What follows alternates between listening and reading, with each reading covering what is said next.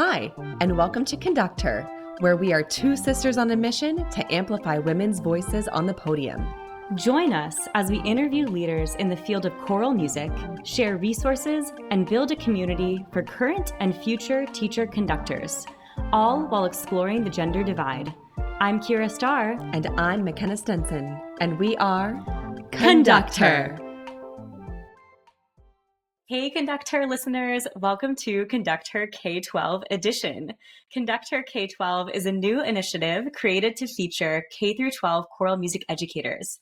These educators are the foundation of choral music, and we want to provide a platform for their voices. We are so excited to hear from some of the wonderful educators that you all nominated. And the first up is the incredible Caelyn Davis. Caelyn, can you please tell us a little bit about yourself? Tell us where you are from, what you are teaching, and how many years you've been in the field. Yes, well, my answer is going to be pretty long-winded because I've got a pretty extensive background as far as some different things I've done.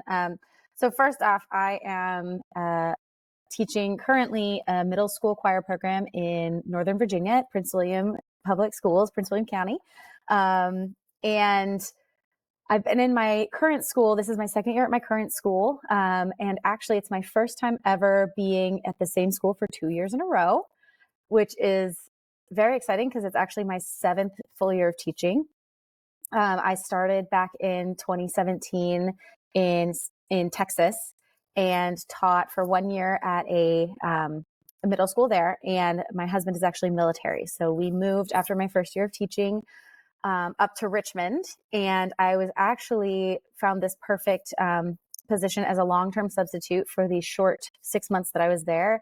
I got to sub for about 2 months of that before I had my first baby and had my first child. And we moved across the country to California, where I taught elementary music. I shifted to elementary for 2 years, but that was when COVID hit. So I ended my first year in elementary online and then did the rest of my second year in elementary completely online.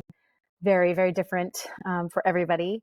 And then after that, we moved here to Virginia, where I taught at one school for 1 year, and they essentially overhired a little bit, so they had to destaff me the next year, and I found the school that I'm currently at. So in my first 6 years of teaching, I actually taught at 6 different schools, and I am very excited and have found some great relief in being in the same school for a second year in a row. So all that to say, I am a military spouse as well as a mom of 2. And, middle school choir is where I am really driving right now. And I don't know that it's forever, but it's not where I expected to be. But I do really, really love it. Wow, Caelyn, thank you so much for sharing all of that. And what a journey you've had in your teaching life. And how lucky were all of those students in all of those different states to have you. And I'm also so glad for you that you finally landed in a place where you've been able to stay for a little bit longer. That's incredible. And I'm sure your students are so happy that you are there in Prince William. And shout out to Virginia, because McKenna and I are Northern Virginia gals. So It's a good place to be. Absolutely. It's an incredible place to be.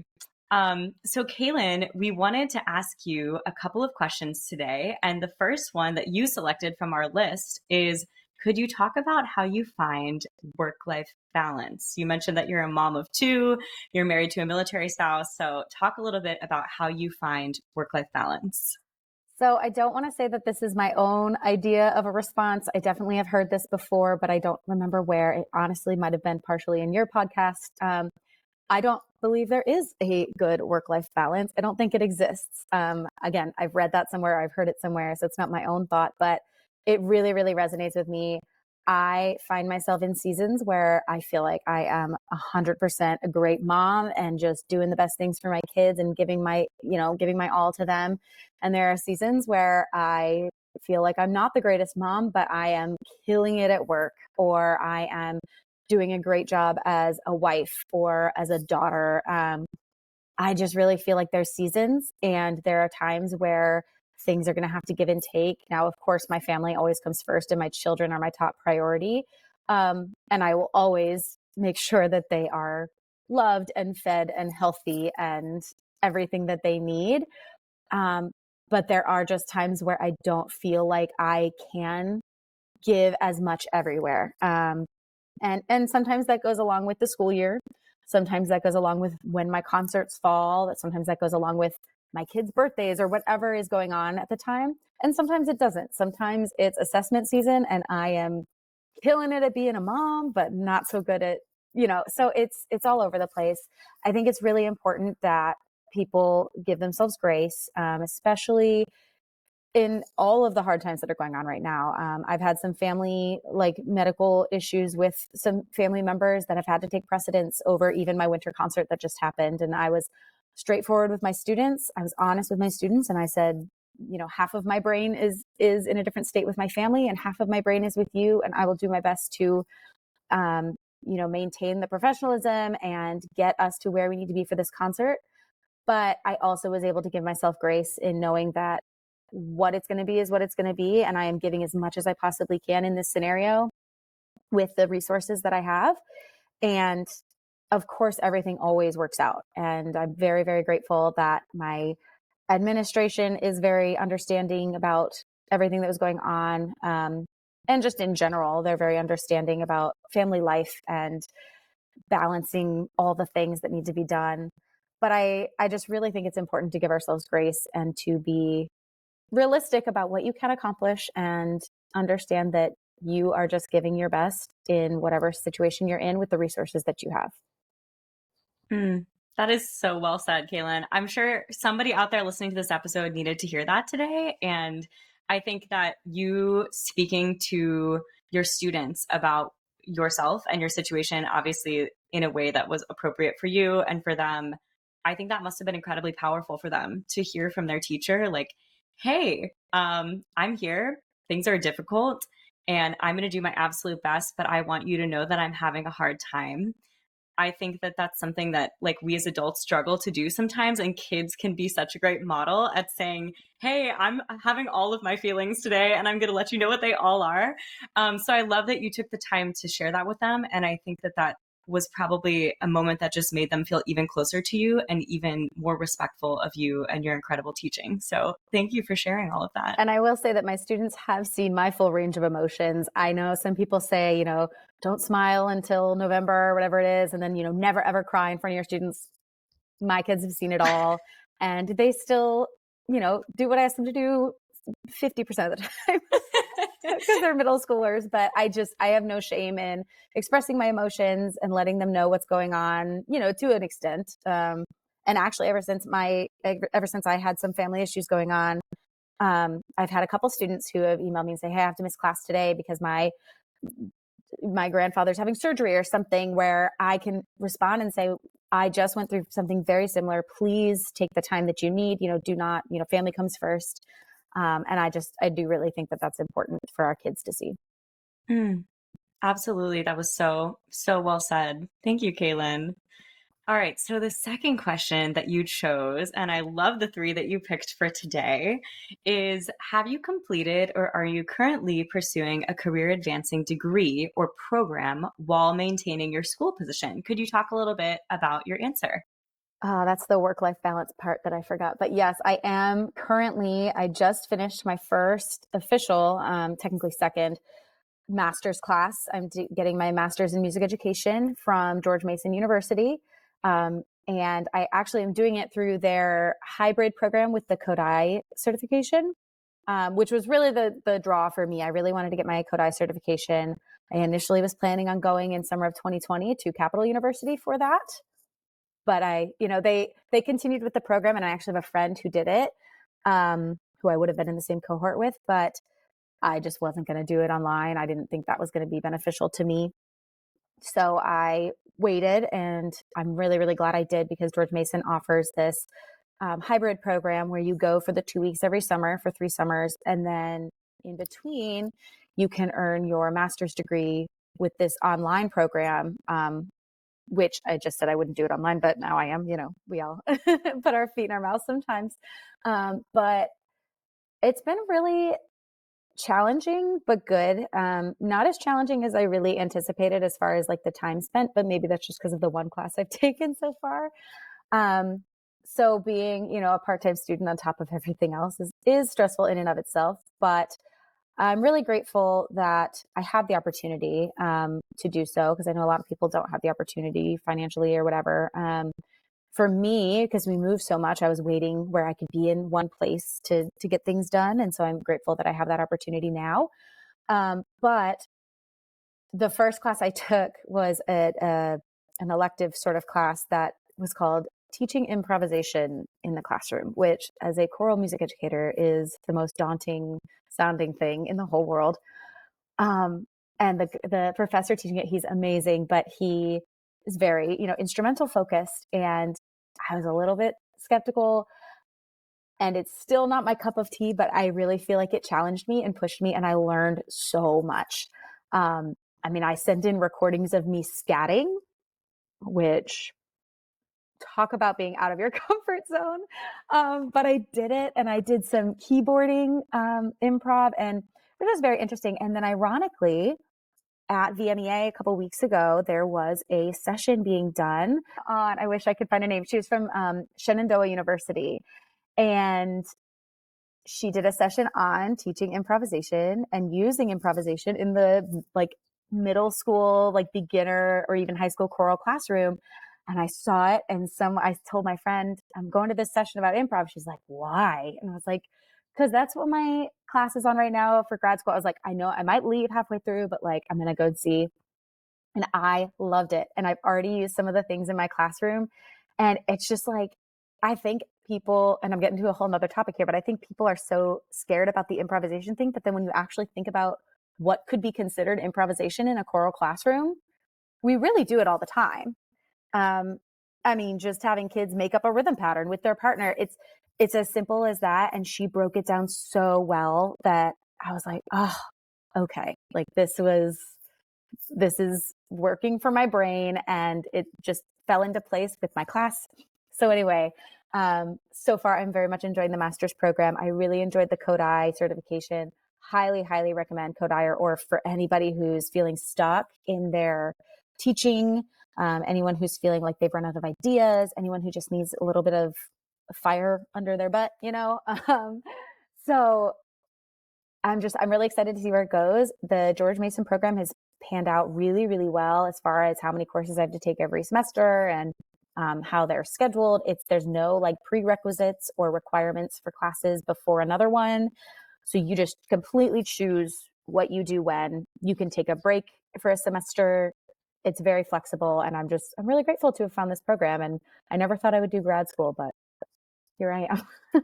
And so cool that you're able to already implement the things that you've been learning into your class already. And yes, shout out to you for doing improvisation. Everybody out there, teach it to your kids, use it. It will make you a better musician, and it will challenge you, and also just be a lot of fun and cause some exciting new things to happen in your curriculum. So that is so cool. And I love that you were like, hey, I'm actually going to go to this session because I'm now interested in this topic, and it's not something that I'd ever really explored before. That's what learning is all about, is being curious. And so I love that you've already been able to say, hey, I'm going to check this out even more and see what else I have to offer. And now you are clearly becoming an expert in improvisation, and you can I don't that. know that I would say an expert. You can. You can own it. Oh, that'll be the day if I'm ever up presenting about improvisation. Wow. With all your middle schoolers behind you on the That's stage. right. It will be That's right. epic. Oh, that's incredible. Awesome. Thanks so much, Caelyn. One of the reasons we wanted to ask that question is because since McKenna and I have both ended up doing the doctoral process, a lot of times listeners will, especially younger listeners, will ask us about going back to graduate school. And we're like, you need to teach. Teaching is the most important thing. And if you determine that it's the best choice to go back to school full time, that's wonderful. But it's a huge financial and time commitment that just a lot of people aren't able to make. And so we want to highlight the programs just like George Mason that you are in right now that allow you the flexibility to keep teaching and to literally take the curriculum that you're learning at school and be like, hey, I'm going to do this in my classroom tomorrow with Prince William County middle schoolers, and they're going to love it. Yeah. And I think it goes both ways, because you can use exactly what you're doing. You're using what you're doing in class, in your master's class or your higher ed class, for your teaching. But then also, if you have teaching experience, whether you're doing it concurrently or not, if you have teaching experience and then you're going to school, you have more intel, you have more insight on what it actually is like. I know we always joke, teachers always joke, oh, well, they didn't teach us this in college. They just had us write these 5-page lesson plans, but didn't tell us about the kids that were going to throw a chair across the room or something. So you're able to see and really dig into what are the real problems, or what are the real things that teachers need to know, or that you need to know, or that you need to learn more about. If I hadn't taught before, I might not have done this improv class, because I might have been like, that only applies to jazz band. But now I'm like, but I can see, I'm curious, how can I apply this to my middle school choir program? And you just have more questions because you know what to ask questions about. And so to go into a higher ed program without having taught, and I know lots of people do it and are very successful, and I'm not at all knocking that. It's a totally different world to be in teaching, especially now, especially in the past 5 years. I mean, we all know that it's just so. I was just talking to my mom, who taught for 37 years, and she was even saying, the things that happened when she started teaching and she thought were crazy. Now it's like, oh, that happens every day. We don't even talk about that anymore. So it's a different world. And I just think they work so well hand in hand, to do them both together, or to do the school after you've taught a little bit, and use your experience both ways to help the other experience. Absolutely. Well, congratulations to you, Caelyn, Thank for you. finishing up both of those classes that you've taken already and doing the Code IE workshops and getting that certificate. And I'm so excited to see what else you continue to learn in this program. And I'm sure your students will keep benefiting as much as you are. So thank you for sharing all of that. Thank you. You're so welcome. All right. So the last question which you picked, which I love so much, is what do you wish others knew about teaching music? Well, we could start with what I wish other teachers knew about teaching music. And, and I don't mean that to sound snarky against anybody in particular, but I don't think they realize, and I truly didn't realize, how many other things we have to do as far as like clerical work, paperwork, set up background stuff that you would just never, like a math teacher would never need to set up an account to collect money for auditions. They would never have to, they rarely have to set up buses for field trips. Now, I'm not going to say never. Obviously, many other teachers do set up buses and do background things, especially department chairs and people with other responsibilities. But, I think when I first started teaching, I wasn't prepared for all of the fundraising and the field trips and the audition signups and all. Like, obviously you're prepared for the after school concerts and some of the extra rehearsals, but it's all the other like paperwork organization type things that some teachers just never ever have to even think about. And all the other stuff that goes along with that might inconvenience someone else.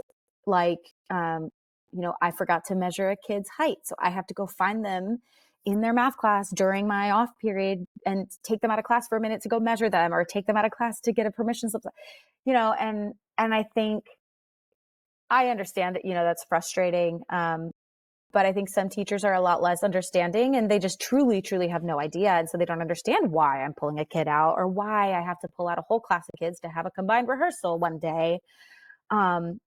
And, too good that they're innocent from all that. And it's not their fault, but I just wish that they knew that I'm not doing it to be a pain, and that I'm not doing it to monopolize the kids' time, but I am needing to use them, do something based on an event that I have, or based on something that's for the good of my kids or for the good of my concert. And that's really hard. I think as far as the general population, I wish they understood how many programs are not set up the way that maybe their high school choir program was set up, or that maybe their kids' high school band program is set up, as far as scheduling goes, as far as parent involvement. Do you have a booster club? Do you not? I don't think people realize how different every single scenario is going to be.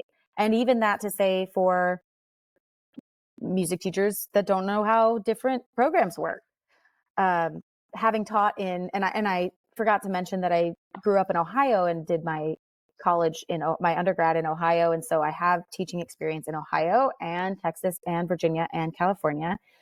And seeing all the differences on a macro level as far as how those states run their programs, but then on a micro level as far as how every school runs their program or every district or every county, it's so different. And it's the focus and the priorities are crazy different. And just even the two different schools that I was at in this county that I teach at now, the scheduling is done a completely different way. The kids have different requirements, and even on a county level, our county supervisors, fine arts supervisors, don't necessarily know the differences and what one school is doing versus another. And there are just so many little things and nuances and things for teaching music that you don't know unless you're in it, and you don't know unless you're in your specific position at your specific school, whether you're in a Title I school or a private school, or a school with a boosters program, or a school with not, or a school with a music program or without. Every school is going to be completely different. And I think I would just wish, even across music teachers, there was more compassion and trying to understand, and let that understanding lead the rest of your decisions and your meetings and your opinions about the other schools. Yes, that's so well said. I hope that somebody out there listens to this and is like, oh, wow, I'm going to consider the fact that every educator has a whole host of things that they did not expect, that they did not learn in college, that no one taught them, and they just showed up and had to figure it out on their own. And I think if we can continue to be more open, just like you are doing right now, Caelyn, with each other and saying, hey, this is what I'm experiencing. Have you had to deal with this? What did you do that was successful or unsuccessful so that I can avoid it in the future? And the more things that we can just share with each other, I think the more compassion will come. And just, I would encourage everybody out there to just thank a teacher today, even if they're your friend and you thank them every day. Reach out to them and say, hey, I appreciate what you're doing. And I know there's a lot of things that I don't even know you're doing. And thank you for all of that. And of course, I'm certain that math teachers and science teachers all have things that if they were to listen to this, be like, but we have to do this and this, and I am not discrediting any of that. And teachers just in general, there are so many things that the general population has no idea. And, it's just the understanding part and the compassion part. And that would make a lot of this maybe just a little bit easier. Oh, that was so well said, Caelyn. I love everything. I do feel like we need to put this on a poster board and just like march outside, like compassion for teachers. That's right. That's all we want. We want a lot more than that, but let's start with compassion. Let's start with that. That's a great place to start. Well, I want to thank you so much for coming on today and for willing to be part of this process and to share out to all of our listeners. And congratulations to you for being nominated to be on this. You're clearly doing an incredible job at your school. And I just want to affirm you and say you're doing an incredible job. And we're so lucky that you're in the field. So thank you for being here. Thank you so much. It was truly, truly an honor. I've been listening for quite a while now and like fangirling over here. So thank you so much for reaching out and asking me to do this. And now a quick word from our sponsors. Conductor, conductor, conductor, conductor, conductor. This season, we are featuring a fierce lineup of women composers found in the Music Spoke marketplace. At Music Spoke, composers receive the majority of the proceeds from sales, retain control over their own works, and all scores are available immediately as digital downloads. At Music Spoke, they do not simply publish pieces of music. They find composers and give them the tools and freedom to promote themselves.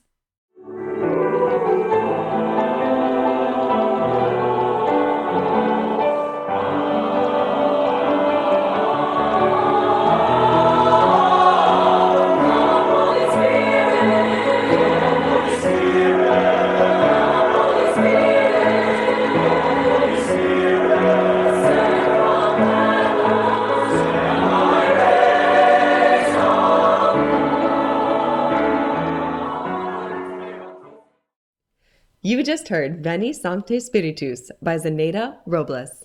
Check out her works today on musicspoke.com and conducther.com/sponsors. Hello, this is Sandra Snow, Director of Choral Programs at Michigan State University and Artistic Director of Mirabai. Mirabai is partnering with the Denver Women's Chorus to present Storytellers, a workshop unlike any conference you've been to.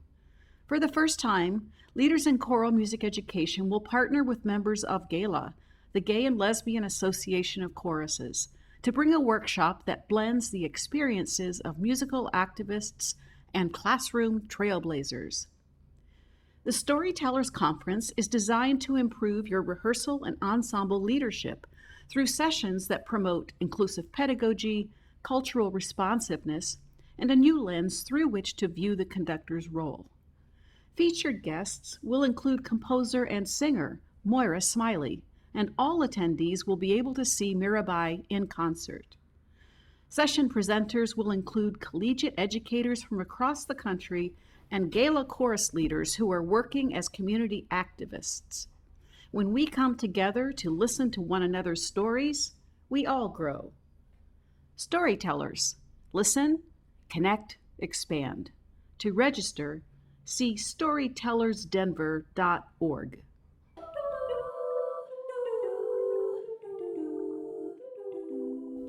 And we're back. We are thrilled to have Angelica Brooks on with us.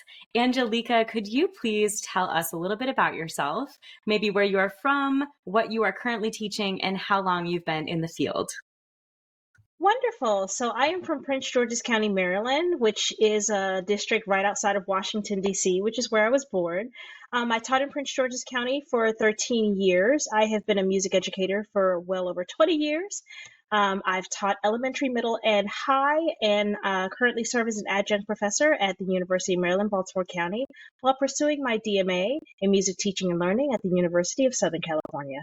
Incredible. And are you currently teaching at a school, Angelica? Would you like to shout out either that school or that school district where you are at?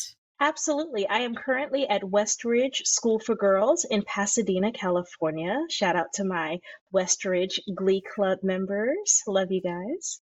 Beautiful. They're so lucky to have you. Thank you. Angelica, thank you for being here again. And we are so excited to hear some of your brilliant answers. And we provided a couple of questions for you. You picked your 3 favorites. So let's dive into the first one, which is, how do you find work-life balance?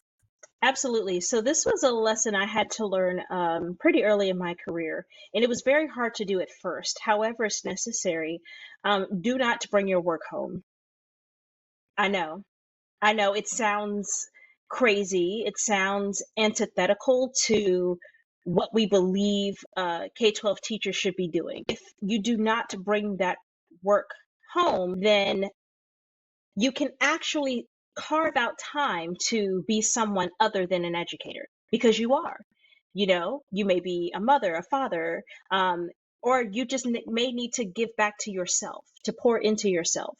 So it's going to be very important that you do not bring your work home. There has to be a shut-off valve somewhere. And if you do not implement this into your standard, then you're not prioritizing your self-care, and you can't pour into others until you pour into yourself first. Oh, that was so good. Angelica, I think that's going to hit people like a wall of bricks as they are driving and listening to this podcast. But I do remember, when my friends and I first started teaching, I remember one of them said, hey, today I actually used my planning period to plan. And it was life-changing. And I didn't have to go home and make that lesson plan. And sometimes that means closing the door, locking it, turning off the lights, pretending that you're not in there so no one will bother you. And just saying, this is my time and I'm not paid enough outside of school to use that time for this job. So set that boundary. And I'm going to think about you every night while I'm in grad school and doing all my homework at home. But I'm going to strive to be just like you, Angelica. That was an incredible answer. Mm-hmm. And like I said, it was hard for me to do at first, but absolutely necessary. Absolutely necessary. And for some of us, We have a work laptop and we have our personal laptop. Do not take that work laptop home. This is the first time I've ever been successful at that in this iteration of my job. Although now I need to work on not opening the work email tab on the home computer. So we're just going to keep making strides. But Angelica, we want to dive into your second question because you already have given us so much to think about. And I think that this next question is just so critical. So what is one piece of advice that you have for teachers in their first year in the classroom? So, and this is an area that I'm really passionate about because I teach undergraduate music education students, like I said, at UMBC. I teach program management and design, and this is basically all of the administrative duties that comes with being a music educator. One piece of advice I would give to first year teachers is to make connections. Make connections with your parents, with your school community, and with the community at large. Closed mouths do not get fed. And as a first year teacher, the first thing you're going to hear from a lot of your professional colleagues is what you can't do. You can't do this, you can't do that. You have to do this in order to get your concert done. You have to do that in order to do a fundraiser. But if don't listen to what you can't do. What you have to do is have the mentality of, okay, who do I need to make connections with in order to get done the things that I know I need to get done for my students? And many times this is something simple like dropping by your building manager's office. Hey, how are you doing today? Listen, I have a question for you. I think I might want to do this, but I don't know how. How do I, perhaps schedule this? Because your building manager is going to know how do I schedule these concerts? If I need to have a rehearsal after school, especially if I have multiple ensembles, that's who you're going to need to talk to, Your principal secretary, making connections with your principal secretary and your school's PTA, because your school's PTA is also sometimes an untapped resource that teachers don't think about. But should you have funding shortage in your budget, these are the people you need to go to. Yes, and say, hey, this is how I want to serve my students. I really want to bring this opportunity. I would love for my students to have T-shirts so that when we go on field trips, we all have, camaraderie. I know where they are. We have a sense of pride on days of concerts. I would love for them to wear their T-shirts to school. Do you think you can help me with that? So build relationships with, as I say, lottie-dottie and everybody, because closed mouths don't get fed. Wow, period. So good. Angelica, that was incredible. And it reminded me of the advice that our mom gave to us growing up, because she was an educator as well. And she would always say, first day of school, you better be friends with the custodian and the secretary by the end of the day. And I feel like those are the people that are frequently the most undervalued and frequently also the most underutilized, and also the people who can make or break the success in your job. Period. And yes, and you saying, literally describing this hypothetical teacher going into the school building and then the other teachers immediately who have been there longer saying, oh, well, you can't do that. I just felt that so deeply in my soul. It just reminded me of my first job so much. And I felt so frustrated by that. Mm-hmm. And it would have been really helpful if somebody had said, hey, that's normal. And you don't need to let them bring you down. And it's okay if you just simply say, oh, thanks for sharing that. I'm going to try something different, instead of feeling like you're fighting against them, and in just saying, you know what, we're just going to close that window and we're going to walk this other direction and see what's over here. So I hope that somebody out there listening is feeling validated just by your answer. Absolutely. I mean, for me, I'm one of those crazy people where if you tell me no, I'm going to say, watch me. So, Angelica, that's also worked in my favor. We have that in common. I think everyone may be on this call, which is a great thing to have.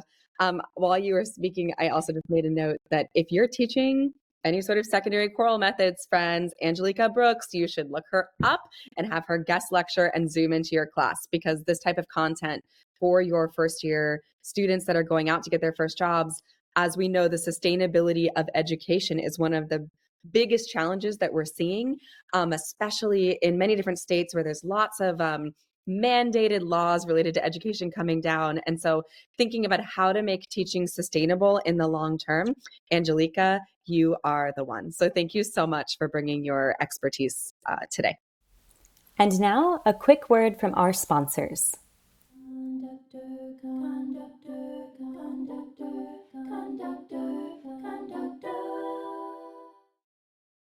Pavon Publishing is proud to feature outstanding women composers and conductors. Composer Judith Harrington has created a prolific choral series for youth and treble choirs that includes Fireflies from Japan and Duérmete mi corazón from Brazil. Shirley McRae has many outstanding arrangements for young choirs, including popular songs like Black Sheep, and Sakura. Conductor Iris Levine maintains a treble chorus series of medium to advanced works with text by poets from Teasdale to Yeats. Other composers and authors in the Pavon family circle include Zenaida Stewart-Robles, Catherine Rundis, and Martha Wall. Explore all of these fantastic composers at Pavon Publishing. Hello, everyone. Jocelyn Hagan here. I just wanted to let you know that the Compose Like a Girl podcast has officially launched. Listen as I interview celebrated composers Sarah Kirkland Snyder, Chen Yi, Dale Trombor, Angelica Negron, Rina Esmail, and more. I'm also hard at work on the next batch of scores in the Compose Like a Girl choral series, distributed by Graphite Publishing. You can help me bring these new pieces to life. I'm always seeking choral ambassadors to perform these new works by emerging composers. If you're interested, please reach out to me, Jocelyn Hagan, via my website, jocelynhagan.com, or social media. I look forward to hearing from you. Hey everyone, Gloria here from Call Time Clothing, back again to remind you to check out our newest special edition items from our collaboration with Conductor. Grab a super soft tee for yourself, a family member, a teacher, or maybe all of the above. We've truly got something for everyone. Head over to Call Time Clothing today.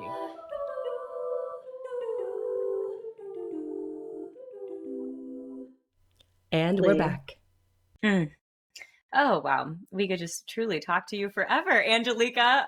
Thank you for that eloquent answer and things that teachers, I think, can just walk away with and be like, you know what? I'm just going to remember that in the back of my mind every day when I walk into school, make connections. And that's going to be my goal. So thank you for sharing that.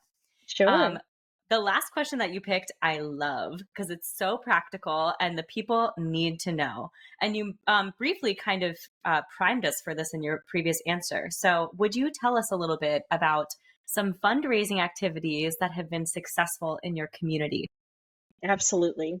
So many of the schools that I've taught at in my first part of my career were Title I schools. And so these, unfortunately, were schools that were underserved communities. And so I had to be very creative and find ways in which I could supplement the program and the needs of the program. So one that I mentioned was definitely first making contact with your PTA. Make sure you join. They're typically out the first day of school because they're trying to get parents to sign up. And many times there's a box on those same applications for teachers. Sign up. Even if it's like $5 to join or $10 to join, join. Because this is going to be a very valuable resource because these are parents, teachers, community members that are invested in the success of the students of that school. So you let them know your vision and how you want to serve your students, and they will have your back. Yeah. Next would be platforms like Donors Choose. Now, what's wonderful about Donors Choose is that I have gone on there with very lofty projects like risers. I had no idea how I was going to get choral risers. And even though that seems like that's a really big ticket purchase, there are major donors on there all the time, like Google, who purposely look for big ticket projects like this and will fully fund them. This is how I was able to obtain risers for one of my schools, was through Donors Choose.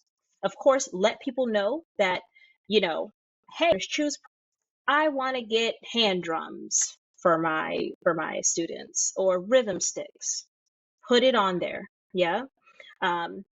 source for fundraising, this resource where it's kind of like people do a one-time donation to the program through a cell phone. Oh, what is it called? I can't believe the name escaped me that fast. But basically, there are programs where your students can send a one-time text to 20 people asking for a one-time donation to the program. And the wonderful thing about this is that there's no geographic limitations. So say they have aunts, uncles, grandparents in different states who are probably not going to come to the concert because they're nowhere near the school, but still want to support the program. They're able to do this with like a $5, $10, $20 donation. And you can do this once a year in the beginning of the school year. And this will help have a nice cushion for you to help offset whatever is left over from the previous school year. Wow. Angelica, thank you for all of those just tangible things that people can do. Because I feel like fundraising, the risers were a perfect example. I built like 3 sets of risers this week with my own hands. And I was like, oh, wow, if only each of these organizations had their own. And those things can seem so daunting, I think, especially when you're an educator and you're inundated with all of the other requests and emotional things that you have to handle and just administrative things that are part of your job. And so I'm sure somebody out there is going to benefit from the answer that you just gave. And also, too, with any fundraiser that you wish to do, make sure that they are approved vendors with your district. There's such Beautiful. truth to that. That vendor list is so important. And again, you always are helping bring us back to the people you should know in the building and those relationships that you should be developing because they're going to be your best friend to help you walk through maybe some waters that you haven't ventured through before. Angelica, we have just enjoyed talking with you so much that we would like to add our Fast 5 questions for you. Would you be brave enough to answer? Sure. Great. Absolutely. Perfect. Well, we are going to kick it off, and we would love to know, what is your favorite current choral octavo or choral composer recommendation you would have for our listeners? Right now, I'm really digging Tracy Wong. I programmed her Econ Kekek for a all-state honor choir that I'm doing next month. And in learning the piece and, getting the resources, it helped me to do a deep dive into other works of hers. And I'm like, yes, I'm really loving her right now. Same here. We love Tracy Wong. All right, Angelica, the second question is, what is one misconception about you? Ooh, misconception. One misconception about me, I think, if people are on the outside looking in, they may see like, oh, she's so lucky. She gets all the grants. She gets all the, whatever. But they don't know I apply to a lot more than what I get. So it looks like, oh, wow, she's always getting this, always getting that. Oh, but I get rejected 5 times more than I get accepted. But it just doesn't stop me. I just move on to the next. So, yeah. I'm also going to add into that you do the work to apply for all of those grants. So it's not just that you have other rejections, but that you are taking the time to prioritize that in your life. And that's a testament to you as an educator and superhero woman. Okay. Next, what is one word to describe you as a conductor teacher? Passionate. Absolutely. Passionate. I think any student that I have ever taught across any year or any phase of my career, they will tell you that I am passionate about choral music and about choral music education. And I think that's what translates most to any of my students. They're like, she is serious about what she's doing and she loves it. So I'm glad that I'm able to pass that on. So good. All right, a sillier question, Angelica. Do you have a choral blooper you could share with our listeners? Choral blooper. Oh, yes, actually. This was actually recently. So this is my first concert at West Ridge, our fall concert, and we programmed Tres Cantos de Indios Crown, Marcos Lake, and the students were supposed to upsell the song before we perform it. Well, I forgot to call the student down who was going to introduce the song. We just went straight into it. It actually worked in our favor because the audience didn't know what was coming. So they were literally on the edge of their seats the entire introduction. Through all of the wind and the bird sounds they were like, "Oh my God, it's a thunderstorm." They were so amazed, right? And so then after the song, I called the student down to do the introduction. Well, she said, "Well, the song we just performed was," and then gave the background.